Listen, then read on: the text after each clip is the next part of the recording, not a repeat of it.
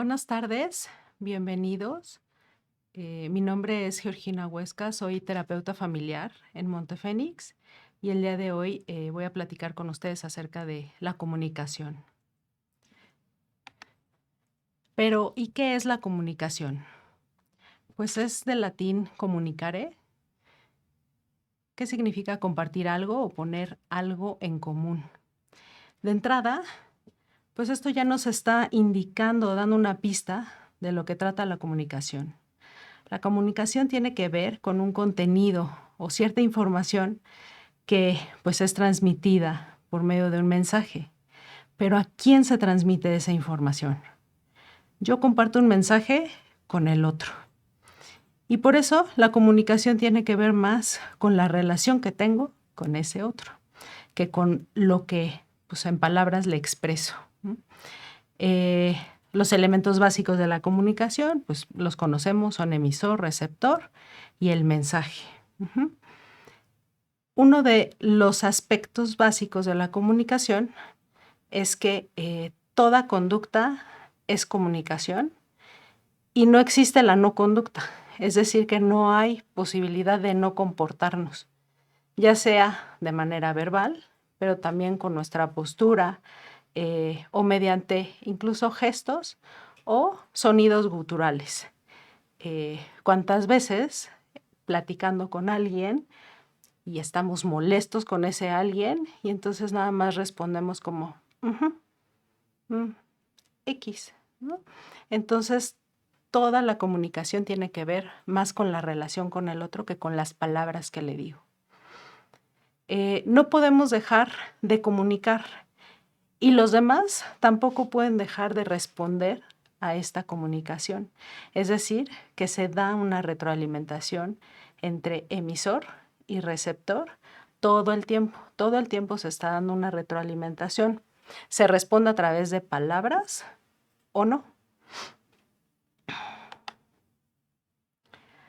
Ahora, para que la comunicación sea posible, existe un elemento indispensable que es la escucha.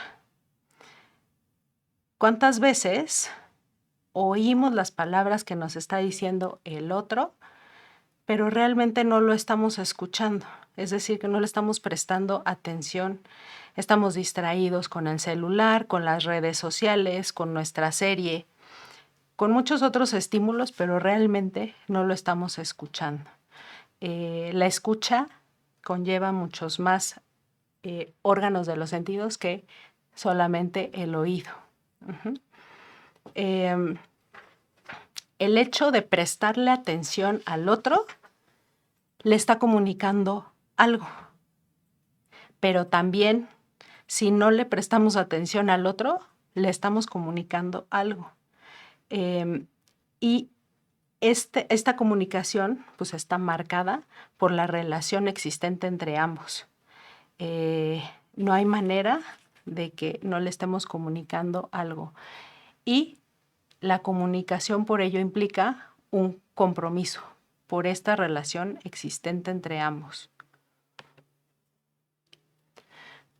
Ahora,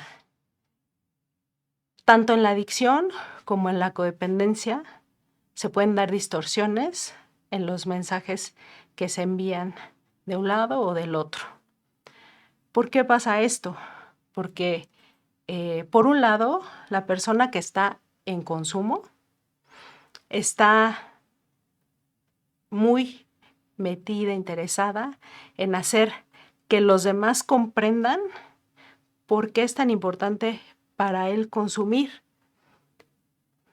que es muy válido, que todos sus amigos lo hacen, que no tiene nada de malo, que realmente él o ella lo pueden manejar, que no han perdido el control, que no han tenido ninguna consecuencia debido a su consumo. Y están enfrascados y toda su energía se va a esto, a transmitir que no tienen ningún problema y hacer que el otro entienda este punto de vista. Por otro lado, los familiares están enfrascados y utilizan toda su energía en transmitirle a la persona en consumo todas aquellas consecuencias que ellos han visto a partir de su consumo. en transmitirles lo preocupados que están por su deterioro físico, por estas pérdidas laborales quizá. Están desesperados porque ya han intentado muchas cosas y parece que nada funciona. Esta imagen a mí me gusta mucho porque me parece que ilustra lo que sucede en estas distorsiones de los mensajes. En el medio vemos un número, y vemos a dos personas tratando de convencer al otro de lo que están viendo, de que eso que están viendo es la realidad y es lo válido. La persona que está de un lado ve un 6 y para esa persona claramente es un 6. La otra persona del otro lado ve un 9. Para esa persona claramente es un 9. Y cada uno está enfrascado en hacer que el otro acepte que en realidad es un 6 o es un 9. Pero ninguna de las dos personas se pone en el lugar del otro para decir, oye, ¿por qué estás tan interesado en convencerme que eso que estás viendo es un 9? ¿O por qué estás tan interesado en que eso que estás viendo es un 6? Lo importante no es si es un 6 o es un 9. Lo importante es la relación que existe entre ambos. ¿Por qué estoy tratando de convencerte que esto que estoy viendo es lo importante? Pues porque existe una relación contigo, ¿no? En el caso de la adicción y de la codependencia, estoy tan interesado en hacerte ver que has tenido consecuencias importantes a partir de tu consumo, pues porque te quiero, porque me importas, porque existe una relación, pues ya sea familiar o de noviazgo, de amistad, y me importas. Eso es lo verdaderamente relevante. Y del otro lado, pues también, o sea, yo estoy tratando de que comprendas por qué para mí es importante el consumo. O incluso por qué sí he intentado dejar de consumir, pero no puedo, no sé cómo dejar de consumir. Entonces, aquí lo importante pues es precisamente la relación entre ambos. Ahora, para que se pueda dar una comunicación asertiva y exista, pues ya no existan estas distorsiones en los mensajes, es importante que yo empiece a hablar desde mí, desde mis emociones. Girar este reflector en lugar de estar todo el tiempo viendo al otro, ¿no? Muchas veces estamos tan enfrascados en que el otro comprenda lo que estoy tratando de decirle que pues me olvido de lo más importante, que es empezar por mí, ¿no? Le empiezo a dar justificaciones, razones lógicas para mí acerca de pues, la situación que yo estoy viendo. Incluso si ya existe una desesperación tan grande, pues empiezo a comunicarme, a lo mejor las palabras que estoy transmitiendo son de, oye, me preocupa tu manera de consumir, me preocupa que estás teniendo muchos problemas físicos, me preocupa que ya has perdido el trabajo, que no estás yendo a la escuela. Pero lo empiezo a transmitir en un tono de enojo, ¿no? De desesperación, de frustración, de impotencia. Y entonces lo que el otro recibe es eso mismo. O incluso le hablo queriendo imponerle lo que para mí, desde mi punto de vista, es lo que esa persona debería de hacer. El otro lo recibe obviamente como, pues, yo no estoy de acuerdo, ¿no? Ya desde el tono, ya desde los gestos, la mirada, ¿no? De desesperación o incluso de enojo, yo ya no estoy recibiendo eso que está de fondo, que es pues esta preocupación y este amor por mí. Yo lo que recibo es, me estás agrediendo y entonces me voy a defender. ¿Con qué? Con lo que tenga y te voy a contestar igual o quizá en un tono más elevado, ¿no? Voy a ser grosero, me voy a retirar, ¿no? Te voy a gritar. A veces hasta puedo llegar a empujarte con tal de transmitirte que no estoy de acuerdo tampoco con ese punto de vista tuyo.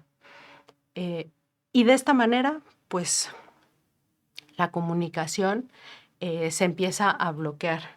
No es que no exista la comunicación, porque si estamos hablando que todo el tiempo nos comunicamos, que es imposible no comunicar, pues entonces sí hay una comunicación, pero no se está dando una comunicación asertiva. O sea, cada uno lo único que le interesa es transmitir su punto de vista, ¿no? Sin realmente pensar en el otro. Entonces, justo para tener una comunicación asertiva, pues es empezar a girar este reflector en lugar de estar tan enfocada en el otro, ¿no? En lo que quiero que el otro haga, en lo que quiero que el otro cambie, en lo que desde mi punto de vista es lo correcto para esa persona. Empiezo a hablar de mí, a verme a mí, a ver, ¿yo qué estoy sintiendo? Bueno, pues me estoy sintiendo desesperada, frustrada, con impotencia. eh, Me siento triste, ¿no? Al ver este deterioro en ti. Me siento, pues, que fracasé, ¿no? Si soy tu mamá, siento que fracasé como tu mamá, siento que no hice lo suficiente, me siento impotente, ¿no? Ante esta situación que estamos viviendo. Y normalmente, cuando yo empiezo a hablar desde mí, desde lo que estoy sintiendo yo y no desde lo que me gustaría que tú hicieras o cambiaras, el otro como que baja esta defensa, como que empieza a escuchar desde un tono también quizá más suave, hablando como de estas emociones, y entonces se se abre a la escucha, a la verdadera escucha, ¿no? De a ver, o sea, pues, ¿qué está pasando? ¿No? Eh, Noto, ¿no? Que incluso, pues mi mamá me está diciendo esto y al decirlo se le llenan los ojos de lágrimas, ¿no? O sea, le está doliendo esto que me está transmitiendo. Entonces, a ver, ¿por qué te está doliendo? ¿No? Ah, porque lo que me estás transmitiendo es que me quieres, que te importo y que lo que estás viendo en mí, pues no te está gustando, que te está preocupando. Y entonces, bueno, puedo abrirme un poco. Esto se ve también muy claramente en, pues en el proceso de intervención, ¿no? Cuando se da la intervención, el interventor prepara a la familia y entonces una de las cosas que les pide es que escriban estas cartas a su familiar en consumo desde el corazón, desde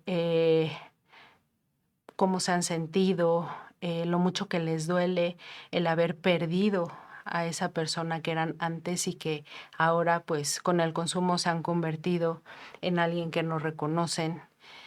Y esto baja las defensas de esa persona porque lo que se espera recibir cuando llega a ese cuarto en donde están todos sus familiares o los más cercanos reunidos para transmitirle un mensaje de amor, él lo que se espera es lo que ha tenido hasta ahora, que es ataques, agresiones, imposiciones, y entonces viene con todo para defenderse ante eso. Pero cuando escucha estas palabras desde las emociones, entonces ahí baja sus defensas y puede escuchar e incluso sensibilizarse al punto de aceptar esa ayuda que con amor sus familiares le ofrecen en ese momento.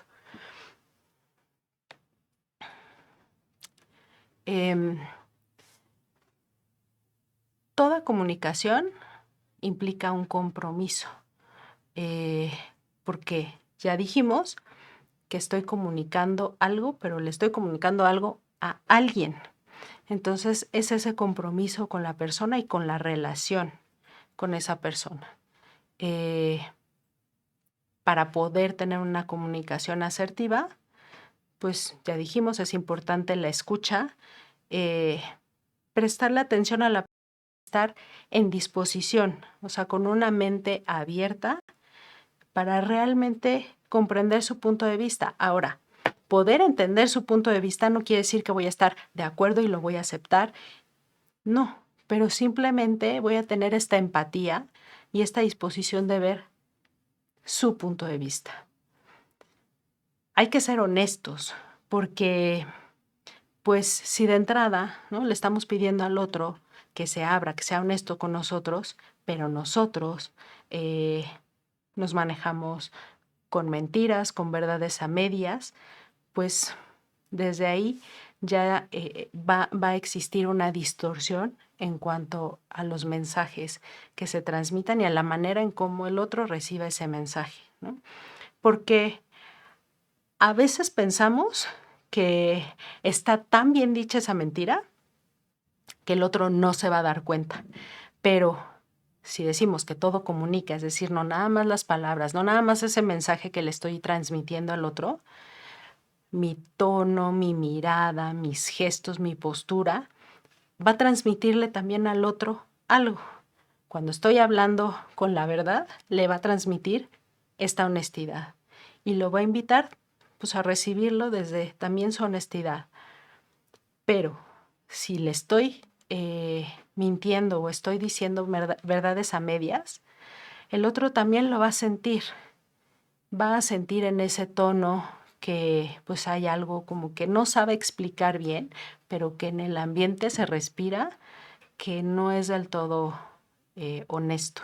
Y entonces pues ya no va a recibir igual ese mensaje, ¿no? Va a decir, me estás mintiendo, ¿no? No, me estás pidiendo que yo te hable con la verdad y tú me estás mintiendo. En este sentido, hablar desde el corazón es dejar de lado la razón y expresar tal cual mis sentimientos. Porque la razón lo único que va a hacer al momento de expresar mis sentimientos es tratar de justificar. A lo mejor yo encuentro una razón muy lógica para algún comportamiento que tuve con el otro. Pero no es importante eso, ¿no? Lo importante es expresar realmente mi sentir. La razón solamente nos lleva a justificar o incluso nos puede decir, es que eso que me está diciendo el otro no sucedió así. Yo lo recuerdo diferente, ¿no? Y sí, puede ser que no haya sucedido así, pero no es importante si sucedió así, si yo lo recuerdo diferente, lo importante es justo la relación que existe entre ambos y que yo pueda expresar mis sentimientos para que también el otro se abra y me exprese su verdadero sentir. Esto sobre todo es importante cuando estamos trabajando con la adicción y con la codependencia, porque hemos evitado contactar con esos sentimientos, contactar con las emociones, ¿no? La persona en consumo evita el contacto con esas emociones mediante su sustancia, pero el familiar, la persona con codependencia, evita contactar con sus emociones a través de no quitarle la mirada al otro, a través del control, a través de estar tratando de imponer una y otra vez lo que desde su punto de vista es lógico. Entonces, es más bien tratar de contactar lo más posible con nuestras emociones. No todas van a ser agradables, es cierto, pero aunque sean dolorosas, muchas veces son necesarias de contactar y de expresarle también al otro. ¿Para qué? Para tener una comunicación también mucho más honesta, mucho más auténtica. Y pues yo con esto termino mi presentación. Los invito a que dejen sus preguntas si es que no lo han hecho, que nos compartan estas reflexiones después de lo que hemos platicado hasta ahora.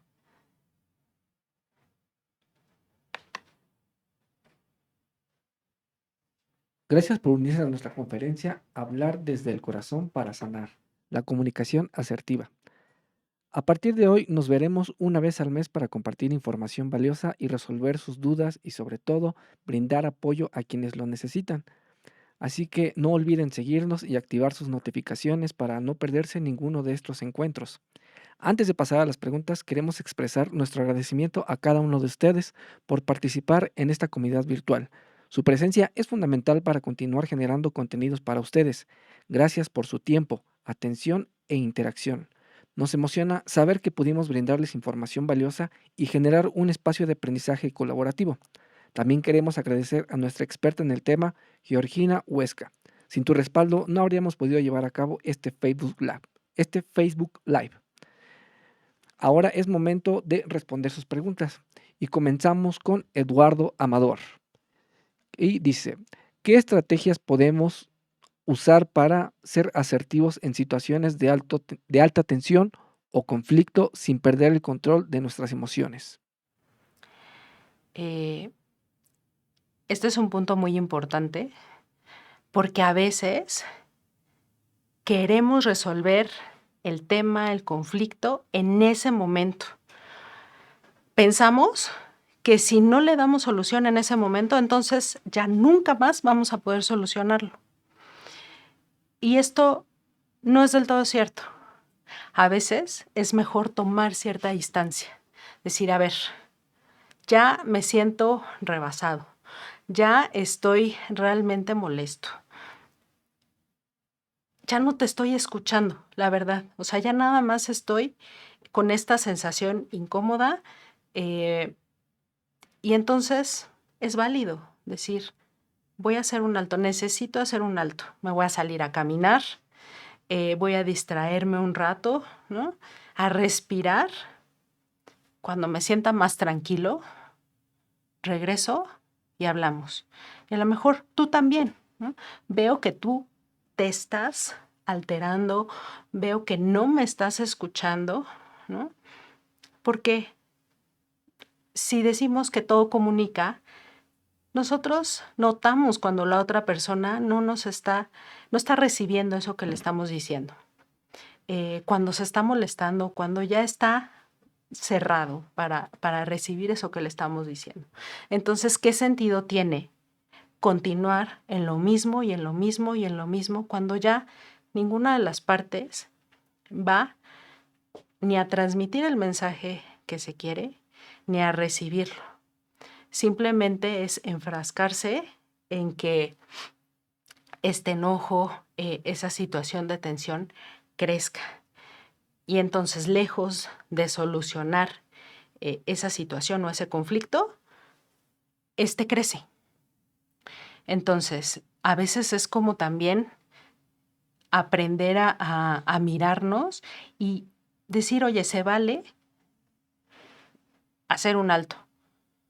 Ahorita no estoy listo para contestarte, para continuar con esto. Entonces vamos a darnos un espacio y aceptar que eso no es una de que alguien perdió o alguien ganó, porque también a veces nos enfrascamos en a ver quién gana. Pues no es saber quién gana, o sea, es tratar de comunicarnos mejor, tener esta comunicación asertiva, ¿no? Que mi mensaje pueda llegarle al otro y que el otro lo pueda recibir de la mejor manera. Entonces, muy válido hacer como un tiempo fuera y después retomar, ya cada uno mucho más tranquilo. Seguramente vamos a tener un resultado mucho más positivo a que si continuamos en ese momento queriendo darle solución al tema. Espero haber contestado la pregunta, Eduardo. Muchas gracias, Georgina, y muchas gracias, Eduardo. Ahora continuamos con Gerardo Valentín Orozco. Y nos pregunta, ¿existen herramientas para ejercitar estas habilidades, perdón? Bueno, algunas herramientas pues pueden ser técnicas de respiración, ¿no? Para poder detectar, o sea, en qué momento ya estoy rebasado, hacer un alto y entonces poder tener estas técnicas de respiración y continuar después con el tema en el que estaba. También acercarse a ciertos talleres, ¿no? Respecto al manejo de emociones. Es válido buscar también un apoyo psicoterapéutico en donde sin duda vamos a poder empezar a aprender.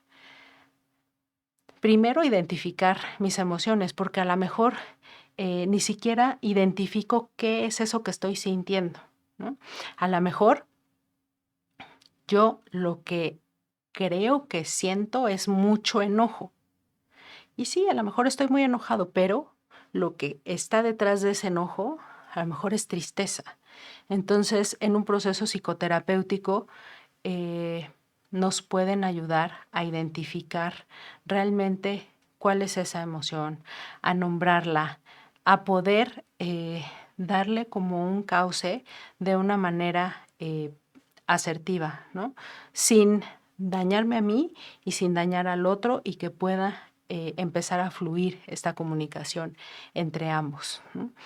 Es cierto, no nos enseñan a contactar con nuestras emociones. Al contrario, desde pequeños, a lo que se nos invita es a no contactes, no sientas, sobre todo estas emociones que suelen calificarse como negativas, ¿no? Como tristeza o enojo, ¿no? ¿Qué tal cuando de niños íbamos al pediatra y entonces nos ponía una vacuna que nos dolía muchísimo y empezábamos a llorar y ya el doctor era, toma esta paletita, no llores, ¿m?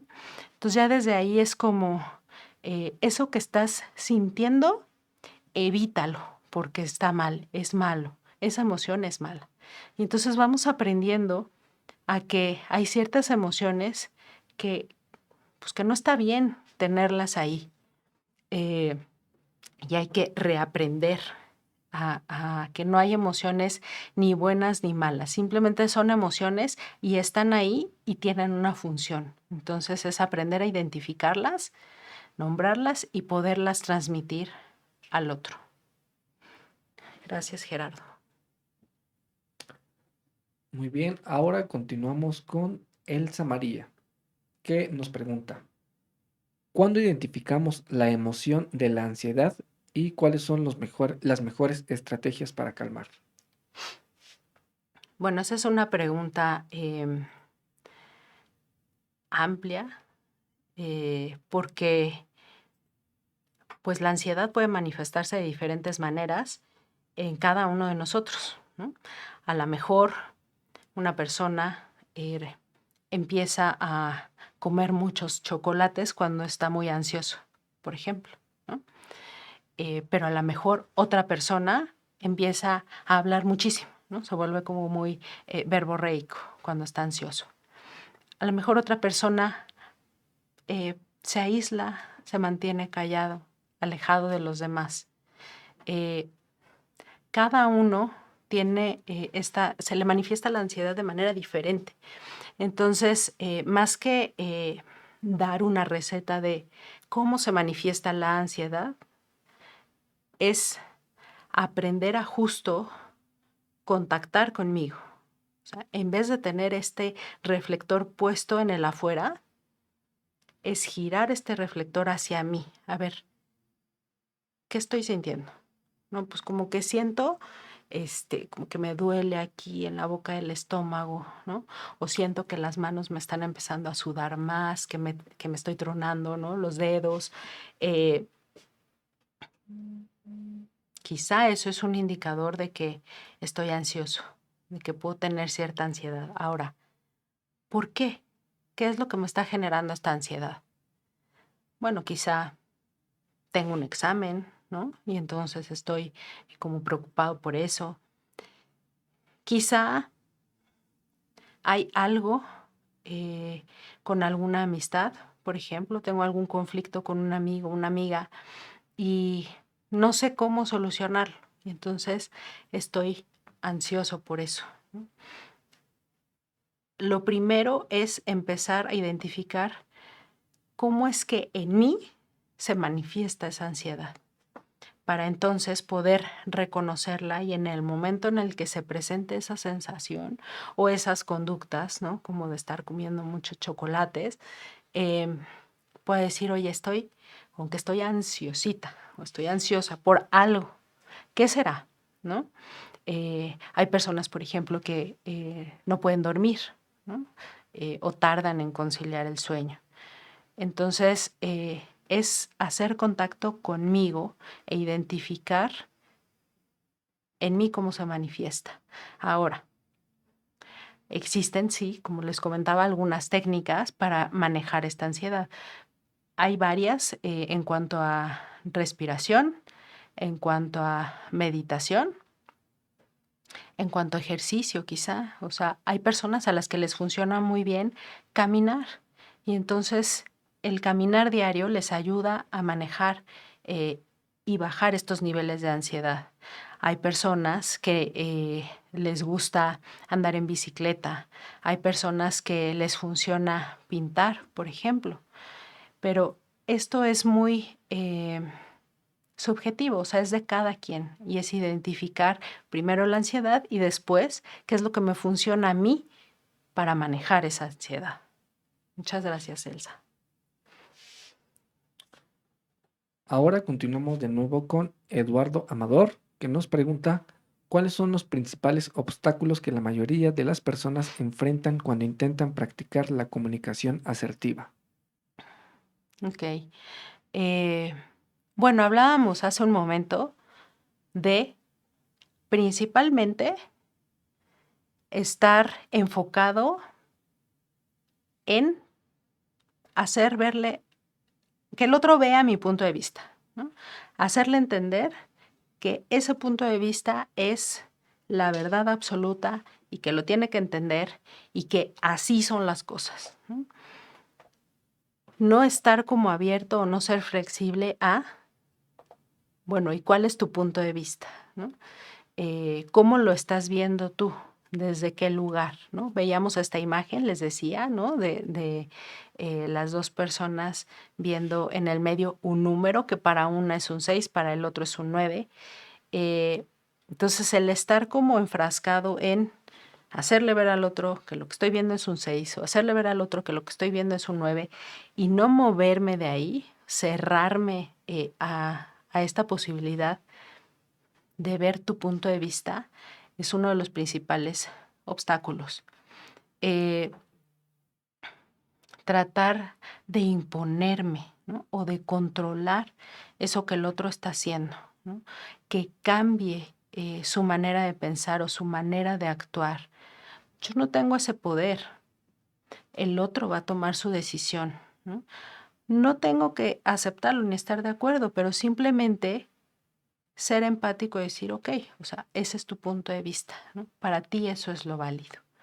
Pero el cerrarme a que solamente mi punto de vista y lo que yo creo que debería de ser o lo que yo creo que el otro debería de hacer, obstaculiza muchísimo que se dé una comunicación asertiva. La comunicación se da, de igual forma se está dando esta comunicación y esta retroalimentación, pero no está siendo de una manera asertiva, ¿no? También el, el mentir. ¿Cuántas veces de pronto nos sentimos enojadas, por ejemplo, ¿no? Eh, Puede ser con una pareja, ¿no? Y esta pareja pasa por nosotras para ir a algún lugar a cenar. Y entonces ya desde que salimos, ¿no? Vamos como en una postura, ¿no? O sea, con una cara de enojo, muchas veces ya hasta con los brazos cruzados. Y llegamos con el otro, nos saluda, ¿no? De manera normal, y nosotros contestamos como, "Mm, hola". Toda nuestra actitud, nuestra postura, nuestro tono, eh, le está comunicando al otro de estoy enojada, ¿no? El otro nos pregunta, ¿qué tienes? Te noto rara. ¿Estás enojada? Y nuestra respuesta es no, para nada. Pero con este mismo tono y con esta misma cara, que el otro lo que recibe es, ¿no? O sea, mensajes contradictorios. O sea, de, a ver, yo estoy percibiendo estos gestos, este tono, me indican que estás enojada. Pero ya te pregunté y me contestaste que no. Entonces, pues yo ya no sé, estoy confundido. Ya no sé si es verdad lo que me estás diciendo, si hacerle caso a eso o hacerle caso a lo que a lo que me estás transmitiendo de manera no verbal. Entonces, muchas veces lo que esperamos es que el otro nos siga preguntando o que adivine incluso, ¿no? Cómo nos sentimos, por qué nos sentimos así y que entonces actúe en función de, pues no, esto solamente es una ilusión porque no habla de una comunicación madura, ¿no? Eh, a los únicos a los que en algún momento les adivinan lo que piensan o lo que están sintiendo, lo que desean, pues es a los bebés, ¿no? Sus mamás, por lo general, o sus cuidadoras, porque, bueno, pues no tienen estas palabras, ¿no? Y sin embargo expresan de alguna manera lo que necesitan. Sus mamás aprenden a leer como esos mensajes que les mandan. Pero en una comunicación adulta, pues es aprender a expresar lo que sentimos. A veces tenemos miedo de expresar lo que verdaderamente sentimos, ¿no? Miedo de perder al otro, miedo de que se vaya a enojar. Pues eso de todas formas va a suceder si continúo en una comunicación poco asertiva. Entonces es hacer como este cambio, ¿no? Y aprender, insisto, a comunicarnos desde, desde lo que yo estoy sintiendo, desde lo que es importante para mí. Si el otro se enoja, si el otro se va, pues ese ya no es mi tema. Esa es responsabilidad del otro y el otro lo tendrá que resolver, ¿no? Mi responsabilidad es comunicar mis emociones, comunicarme de manera honesta y lo más claro posible. Gracias, Eduardo. Ahora continuamos con la última pregunta que dice, ¿qué tipo de lenguaje es más adecuado para hablar de un tema tan delicado como la adicción sin que se convierta en un enfrentamiento? Bueno, el, el, el lenguaje más adecuado es justo desde mí, desde mis emociones, desde cómo me estoy sintiendo yo y desde, pues eso que es lo más importante, que es la relación eh, con la persona en consumo. Es decir, el seguir intentando más de lo mismo, ¿no? Hacerle ver al otro lo mal que está, hacerle ver al otro que su consumo ya está llegando pues a consecuencias realmente negativas, ¿no? O desfavorables para la persona.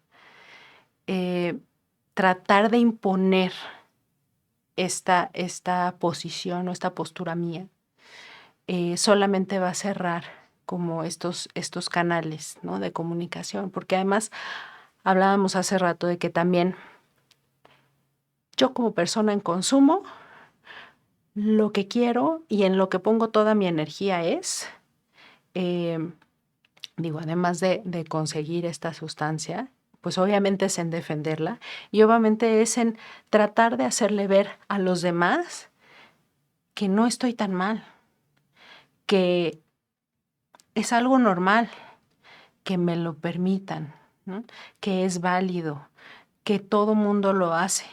Entonces, eh, si cada uno se mantiene en esta postura y no se mueve de ahí, pues es muy difícil abrir los canales.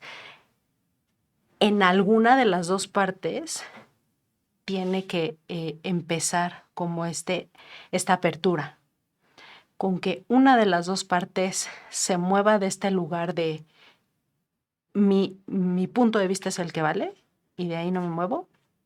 Entonces, con que uno se mueva, el otro definitivamente va a moverse, va a hacer un movimiento, un cambio, las cosas no van a permanecer igual. Entonces, es parte también de lo que tratamos acá en Montefénix de transmitirles a las familias. Eh, Muévete tú, empieza a hacer algo diferente. Lo que has hecho hasta ahora no te ha funcionado. Entonces, trata de hacer cosas diferentes. Al principio va a ser difícil, se va a sentir extraño, tal vez te sientas muy incómodo, pero si lo empiezas a practicar en algún momento, vas a empezar a fluir y te vas a sentir también más cómodo con esto. Si la otra persona no se está moviendo de su postura, tú muévete. Entonces, pues por ahí empezar, o sea, empezar conmigo mismo, antes de tratar de imponerle al otro que haga, que cambie, que diga. Ok. eh, n- Nos acaban de hacer otra pregunta. Esta sería la última. Y nos pregunta Paco San Juan. ¿Cómo saber el momento adecuado para hacer una intervención sin generar conflictos emocionales? Bueno, generalmente cuando las familias buscan una intervención es porque ya han intentado muchas cosas y nada les ha funcionado. Han intentado por las buenas, por las malas, por muchos medios tratar de convencer a su familiar de que reciba la ayuda, de que se interne y no han obtenido pues resultados favorables. Ya están desesperados. Entonces ahí es cuando buscan la intervención. También pues cuando ya el deterioro es tal, ¿no?, que la vida de la persona en consumo ya está peligrando, ¿no? Cuando ya vemos que tiene un deterioro pues en funciones importantes, ¿no? Ahí también es momento de hacer una intervención. Eh, Esto de las consecuencias como emocionales, em, pues es difícil de medir, pero ahí es como poner en una balanza lo que es más importante y definitivamente la vida de la persona es lo más importante. Y si esta ya está en riesgo, entonces, bueno, ya se verá después en un proceso terapéutico o al ingresar a la clínica, trabajar en sanar como esas heridas emocionales, ¿no?, que se dieron a partir de la intervención. Pero lo importante en ese momento en que la vida de la persona está en riesgo es hacer una intervención. Ok, ahora continuamos con Jaime Calpe, que nos pregunta cómo ser asertivo con alguien que recayó en el consumo después de un tiempo limpio. Bueno, ahí también pues dependerá En primer lugar, la relación que tengo con esa persona que recayó después de un tiempo de estar en recuperación o limpio. También va a depender de si en su momento yo establecí ciertos límites, ¿no? Si tú vuelves a consumir, entonces la consecuencia que va a haber como de este lado en mí es la siguiente, o lo que yo ya no estoy dispuesto a permitirme a mí es lo siguiente. Si existieron esos límites, ese establecimiento de límites de manera clara, entonces lo que corresponde para hacer o tener una comunicación asertiva en ese momento es, sí, aplicar esos límites, ¿no? Porque si yo establecí estos límites y si yo lo que te dije fue, si tú vuelves a consumir, entonces te vas de la casa y en el momento en el que se da esta recaída, yo no aplico ese límite, no importa la razón por la que no lo aplique, pero si yo no lo aplico, entonces ya no está siendo un límite. En lo que se convierte esto es en una amenaza, que ya no tiene ningún efecto porque pues el otro dice, no sucedió nada, ¿no? Sí me dijo que iba a correrme de la casa, pero al final recaí y no pasó nada, pues entonces, ¿no? Entonces también dependerá de si hubo un proceso en el establecimiento de límites previo a que se dé esta recaída, ¿no? Pero también, sin duda, algo fundamental es tener una mirada empática hacia el otro, ¿no? Intentar, ¿no? Que a veces sí es difícil, no reaccionar de manera violenta, molestándonos, atacando al otro, sino escuchándolo, acercándome a esa persona y diciéndole, ¿qué ocurrió? ¿No? Si venías limpio, ¿no? Tanto tiempo, ¿qué sucedió para que hubiera esta recaída? ¿No? Eh, Quizá eso pueda abrir también estos canales de comunicación asertiva. Eso es todo por ahora. Gracias a todos por sus preguntas. Esperemos que hayamos aclarado algunas de sus inquietudes. Si aún tienen preguntas adicionales, pueden escribirlas y se las responderemos después por un comentario. Y recuerden, en Montefénix, las adicciones tienen solución. Georgina, ¿algo más que quieras agregar para despedirte del público? Pues nada más agradecer su tiempo, su escucha y decirles que pues espero volverlos a ver pronto por acá.